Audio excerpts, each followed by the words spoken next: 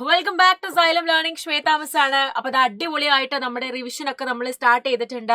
നമ്മൾ സൂപ്പർ ആയിട്ട് പഠിച്ചുകൊണ്ട് നിൽക്കുകയാണ് നമ്മുടെ ആനുവൽ എക്സാമിന് വേണ്ടിയിട്ട് അല്ലേ. അപ്പൊ തുല്യമായ കൂട്ടം അഥവാ ഈക്വൽ ഗ്രൂപ്പ്സ് എന്ന് പറഞ്ഞ ചാപ്റ്ററിലെ ഒരു ക്വസ്റ്റ്യൻ പറഞ്ഞു തരാൻ വേണ്ടിയിട്ടാണ് മിസ് വന്നിട്ടുള്ളത്. ഇമ്പോർട്ടന്റ് ആയ ക്വസ്റ്റ്യൻ ആണ്, നിങ്ങൾ എല്ലാവരും ശ്രദ്ധിക്കേണ്ട ഒരു ക്വസ്റ്റ്യൻ ആണ്. എന്താണ് ഈ ഒരു ക്വസ്റ്റ്യൻ നമുക്ക് നോക്കാം അല്ലേ. 48 notebooks were distributed among 5 children. The first child got 3 books more than the others and all others got the same number of notebooks. How many books did the first child get? 48 notebook 5 പേർക്ക് വീതിക്കുന്നു. ആദ്യത്തെ കുട്ടിക്ക് 3 notebook കൂടുതൽ കിട്ടി. മറ്റുള്ളവർക്കെല്ലാം ഒരേ എണ്ണമാണ് കിട്ടിയത്. ആദ്യത്തെ കുട്ടിക്ക് എത്ര നോട്ട്ബുക്കാണ് കിട്ടിയത്? മകളെ, ടോട്ടല് നമ്മുടെ കയ്യിലുള്ളത് 48 നോട്ട്ബുക്കുകളാണ്. 48 നോട്ട്ബുക്കുകളാണ്. ആദ്യത്തെ കുട്ടിക്ക് മാത്രമാണ്, ഇത് 5 പേർക്കാണ് വീതിച്ചത്. അതിൽ ആദ്യത്തെ കുട്ടിക്ക് മാത്രമാണ് 3 എണ്ണം അധികം കിട്ടിയത്. അപ്പൊ ആദ്യം തന്നെ നമുക്ക് എന്ത് ചെയ്യാം, ഇതിൽ നിന്ന് 3 എണ്ണം ഒന്ന് കുറയ്ക്കാം.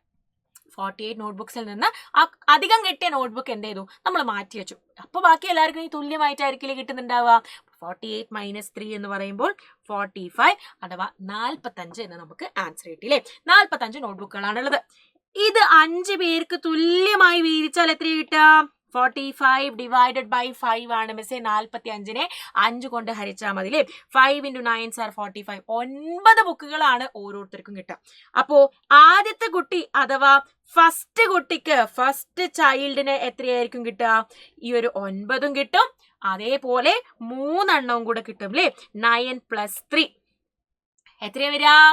യെസ്, 12 നോട്ട്ബുക്കുകൾ അഥവാ 12 നോട്ട്ബുക്സ് ആയിരിക്കും കിട്ടുന്നുണ്ടാവുക. ഇത് ഇമ്പോർട്ടന്റ് ആയ ചോദ്യമാണ്. ഇതുപോലത്തെ ഒരു ചോദ്യം നിങ്ങൾക്ക് എന്ത് ചെയ്യാം, നിങ്ങൾക്ക് എക്സാമിനും എക്സ്പെക്ട് ചെയ്യാൻ വേണ്ടി സാധിക്കും. സെറ്റ് അല്ലേ?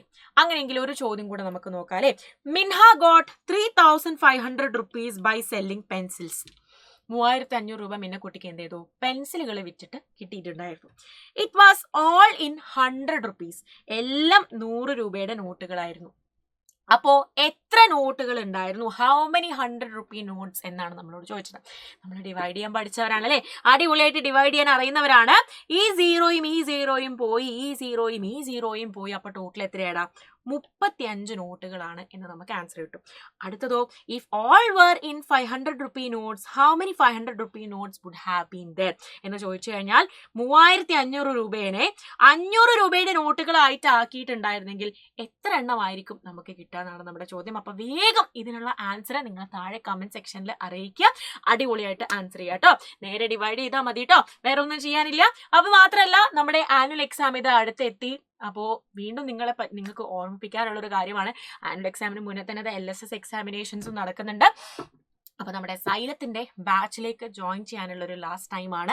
ഈ ഒരു ഓഫർ നിങ്ങൾക്ക് റൺ ചെയ്തുകൊണ്ട് നിൽക്കുന്നുണ്ട്. അപ്പൊ എത്രയും വേഗം നമ്മുടെ ഈ ഒരു ബാച്ചിലേക്ക് നിങ്ങൾ ജോയിൻ ചെയ്യുക. നിങ്ങൾക്ക് വളരെയധികം യൂസ്ഫുൾ ആയിരിക്കും. കാരണം ഈ ഒരു ടൈം എന്ന് പറയുന്നത് നമ്മൾ കൂടുതലും റിവൈസ് ചെയ്യുന്ന ടൈമാണ്. നമ്മൾ ഓരോ ചാപ്റ്റേഴ്സ് ആയിട്ട് പിന്നെയും റിവൈസ് ചെയ്യാണ്. സ്റ്റാർട്ടിങ് മുതലേ നമുക്ക് പോർഷൻസ് ഉള്ളതുകൊണ്ട് ആദ്യത്തെ ചാപ്റ്റർ ഒക്കെ നമ്മൾ മറന്നു പോയിട്ടുണ്ടാവില്ലേ. അപ്പൊ അതൊക്കെ പൊടി തട്ടി എടുക്കുക എന്നുള്ളത് വളരെ ഇമ്പോർട്ടന്റ് ആണ്. റിവിഷനെ ഫോക്കസ് ചെയ്യുന്ന നമ്മുടെ ഒരു ബാച്ചാണ് ഈ ഒരു ബാച്ച് എന്ന് പറയുന്നത്. അപ്പൊ എത്രയും വേഗം എന്ത് ചെയ്യുക, നമ്മുടെ ഈ ഒരു ബാച്ചിലേക്ക് നിങ്ങൾ ജോയിൻ ചെയ്യുക. പ്രാണ എൻഡ് ഗെയിം എന്ന് പറഞ്ഞ ഈ ഒരു ബാച്ചിലേക്ക് നിങ്ങൾ ജോയിൻ ചെയ്യുക. കുറേ അധികം ഫീച്ചേഴ്സ് ആണ് വെയിറ്റ് ചെയ്യുന്നത്.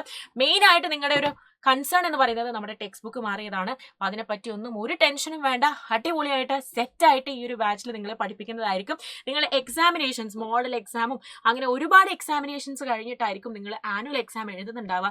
അത് തന്നെയാണല്ലേ നിങ്ങൾക്ക് വേണ്ട ഏറ്റവും വലിയൊരു കാര്യം എന്ന് പറയുന്നത്. നിങ്ങൾക്ക് കോൺഫിഡൻസ് കൂട്ടുന്ന ഒരു കാര്യം എന്ന് പറയുന്നത് ഇതേപോലെ എക്സാംസും ക്വസ്റ്റ്യൻസും ചെയ്യുമ്പോഴാണ്. അപ്പൊ എത്രയും വേഗം നമ്മുടെ ഈ ഒരു ബാച്ചിലേക്ക് ജോയിൻ ചെയ്യാം. യെസ്, അപ്പോൾ അടുത്തൊരു വീഡിയോയില് മിസ് ഇമ്പോർട്ടന്റ് ചോദ്യങ്ങളുമായിട്ട് വരുന്നതായിരിക്കും. അപ്പൊ എല്ലാവരും കാത്തിരിക്കുക. അതുവരേക്കും thank you so much and bye-bye.